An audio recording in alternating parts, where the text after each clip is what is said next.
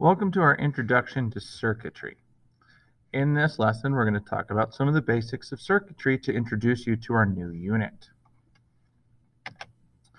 To start with, we need to talk about the two types of circuit, or the two conditions circuits can be in.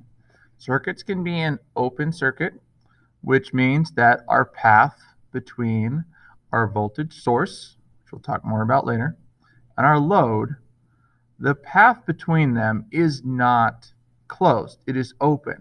So this occurs the simplest example is to think about a light switch in a room. If we turn the switch off, it opens the circuit and the light is no longer lit. It disrupts the path between the voltage source and the light bulb.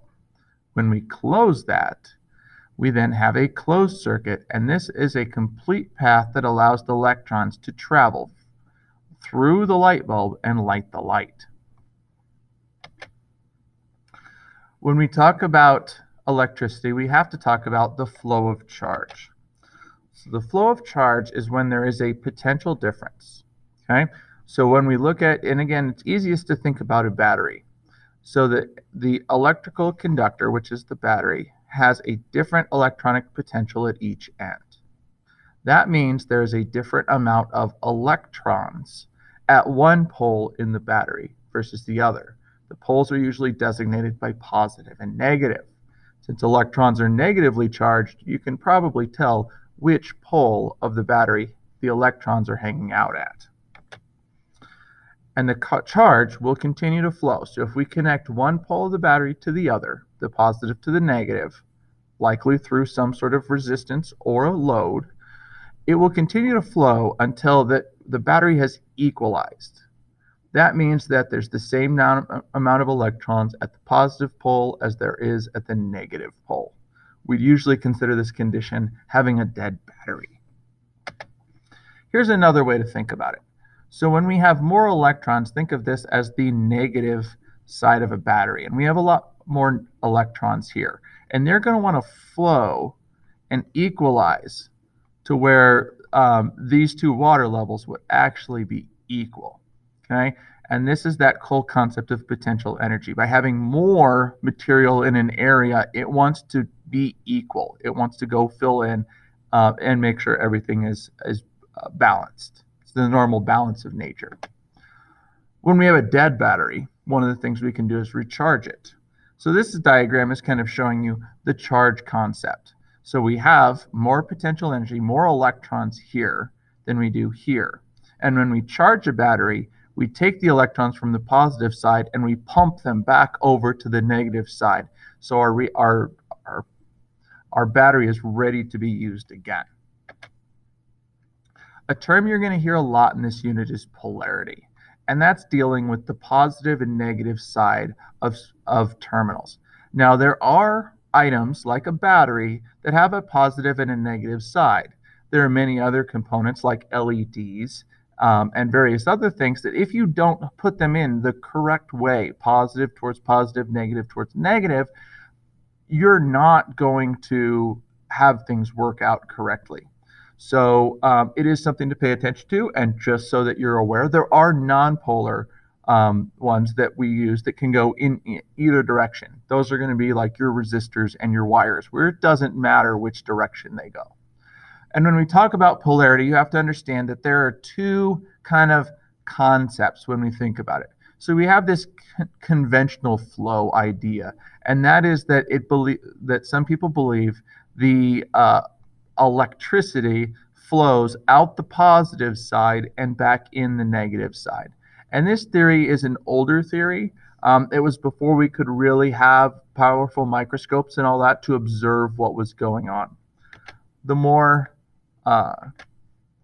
common theory nowadays is we talk about electron flow. So we look at the actual particles that are moving tend to flow out of the negative side and back in the positive side. Okay? So this theory is what we've considered more correct based on the information we have now, that electrons travel from the negative to the positive side. So one of the terms that I've used sometimes has been current. okay, or talking about the flow of an electrical charge. The movement of the electrical charge is called a current, okay? That is that force, and that is what we call it. That's important because later on, we're actually going to start talking about how that's measured and calculated. So to create that flow, the loosely bonded outer electrons of an atom will be pushed or carried from atom to atom to actually form the charge that does the work that we need the electricity to do. The protons and all that stay bonded. The protons and neutrons stay bonded to the nuclei, and they don't actually move. It's just like I said, those outside, or if you're already done your atom units in science, we'll talk about the valence electrons, the ones on the very outside. Those are the ones that move. A properly wired circuit will have the same number of electrons entering a wire that is leaving. Okay? This has to do with making sure that the wires are the proper size. When we work with some of our electrical kits in class, you'll see that the wires are actually very small because we're working with a very small amount of current. However, if your parents were to let you open the hood of a car and look at the cables that connect the battery, you're going to see cables that are probably about as big around as your small finger. That is because it has a lot more current that is flowing there, so we need larger wires. If you've ever seen somebody melt a wire, it's usually this issue, that they have more entering than exiting, and that's why you have the excess heat. Okay? This way, the wire itself has a net charge of 0 and doesn't affect your circuit at all other than providing a pathway. We've kind of talked about current so far, and we've touched a little on voltage. So I want to now talk about voltage sources. Okay? A voltage source is a device that provides the potential difference in order to keep the current flowing. This is the thing that provides the push that actually moves the electrons from atom to atom. Again, the easiest concept to think of is a battery. We'll use batteries in our classwork. We'll also sometimes just connect our electrical kits to the computer and use the 5 volts from the USB port to power our device. Okay? There are 2 types of batteries. We have dry cells and wet cells. It kind of has to do with what's inside the battery. An example of a dry cell are your traditional AA, AAA batteries. I absolutely do not recommend that you open one, but if you happen to have one burst, you'll notice that most of what's inside is a powdery substance. Okay? You also have wet cells. These are most commonly found in automobiles, so car batteries. In the olden days, we used to add distilled water and an electrolyte solution to the battery cells as the water evaporates to keep the batteries in good condition. Most car batteries now are sealed so that water does not evaporate anymore. The other thing we can do is we can use something like a generator. Okay? A generator takes rotational or creates rotational force, usually in the terms of a gas engine, and that rotates an armature, which is basically a metal rod, inside a metal rod with wire windings around it, and it rotates it inside a cylinder with wire windings around it as well. And moving those two together, I'm sorry, and one of those has magnets in it. I apologize. And moving those two together will actually create a flow of electricity. One of the things to understand is that we use the term voltage, and we take voltage flowing across a circuit. So we can measure that by flowing across a circuit. Okay? We refer to as flowing through a circuit, since this is the measurement of what actually is being done throughout the circuit, the electrons being pushed from item to item. Voltage is our potential flow. Okay? We measure this in a term called volts, symbolized with the letter V. This was the same concept in the water tank as the water pressure. We had that big tank with the pipe at the bottom, and that water was ready to flow. Okay?